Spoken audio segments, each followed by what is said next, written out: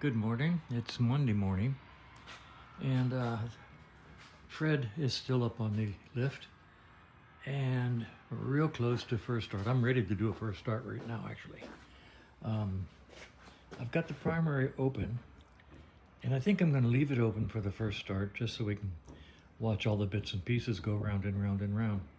This was a running bike. It is a running bike, so changing all of this has nothing to do with ignition timing. Don't forget that this mark is a indicator. It's not an adjustment.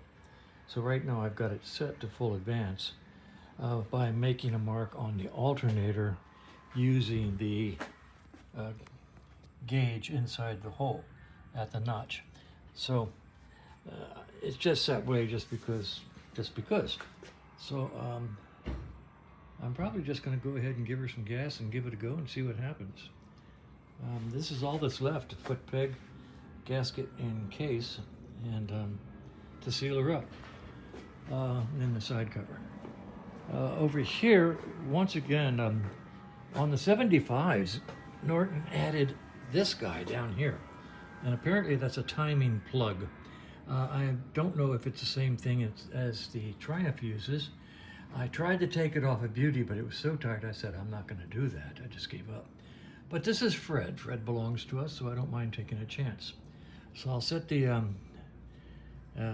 tripod up, and I've got a 3/4 socket here on an extension, and I got an 18-inch breaker bar here. And if that don't do it, I got a bigger breaker bar. So let's see if I can get this plug out of here. We can see what it looks like and what it does for a living. I'm hoping that oil doesn't come gushing out, but if it does, it's not a big deal.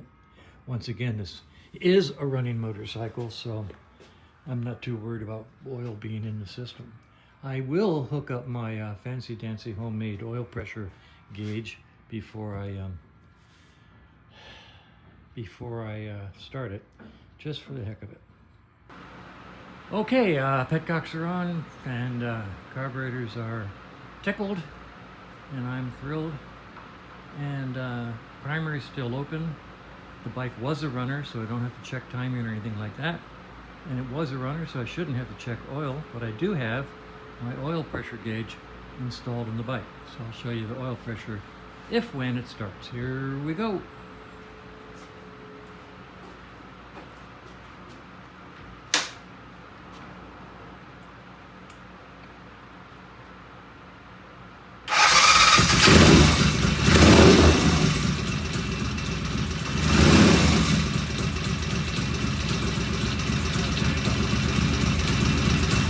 Tell you what, that sounds good.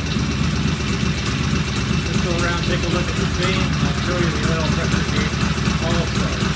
Right, here we go. Walking.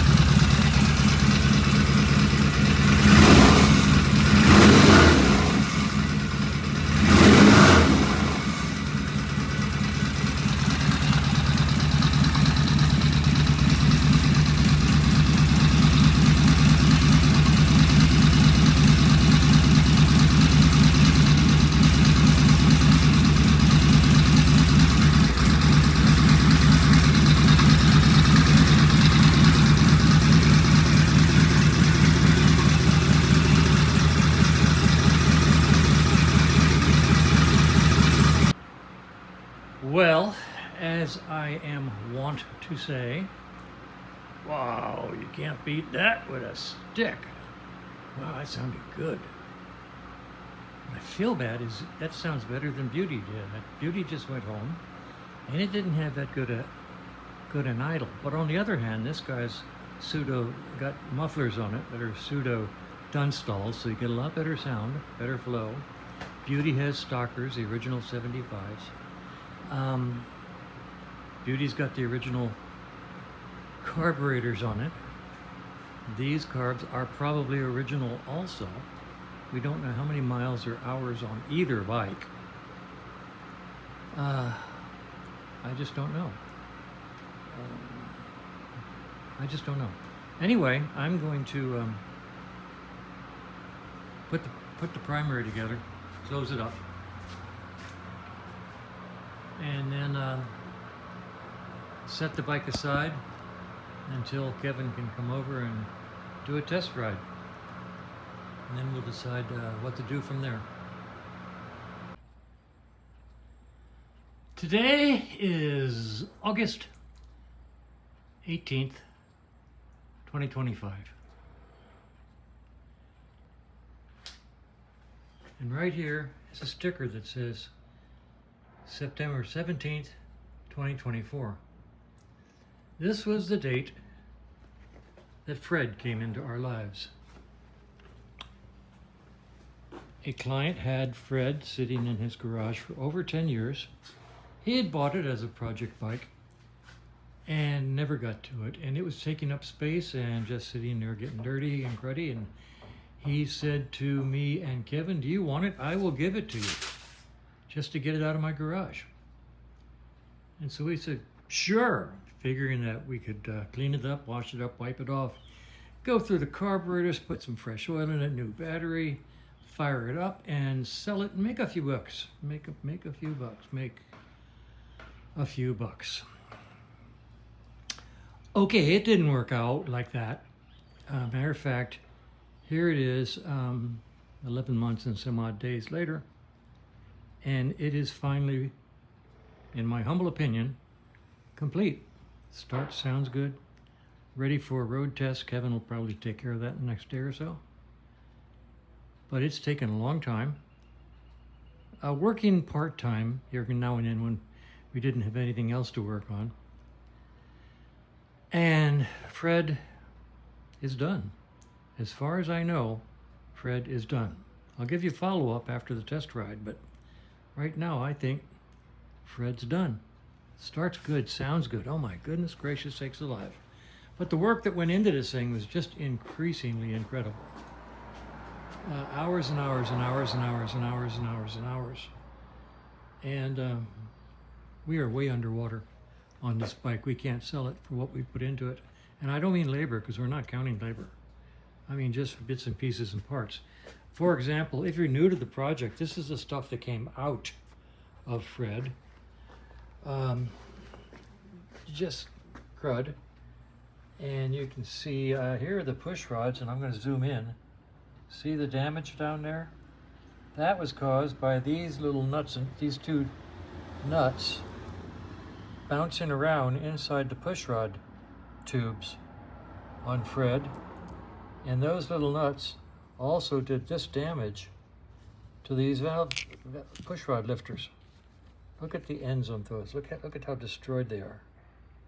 Just beat them to pieces. Both sets. I found a new set in New Zealand, believe it or not. Look at how beat up that is. That is just sad. Anyway, that was caused by these. Another little nut we found this one bouncing around in the primary. Goodness gracious, only knows why, but there it was bouncing around in the primary. I don't know why I only have one float. I'll throw that away, by the way. Pistons came out, rings came out, brakes were rebuilt, all the rubbers were replaced, fork seals replaced, spark plugs, sprocket, cables. Went through the carbs half a dozen times. The bike seems tight now. New tires. a hand-done paint job. Not the greatest in the world, but better than it was. Anyway, Fred's done. Once Kevin does a test ride and blesses it, or once Kevin does a test ride and shows something that needs to be done, for the first time since we got it in the shop, not quite a year ago, Fred's done. Fred lives. How about them apples?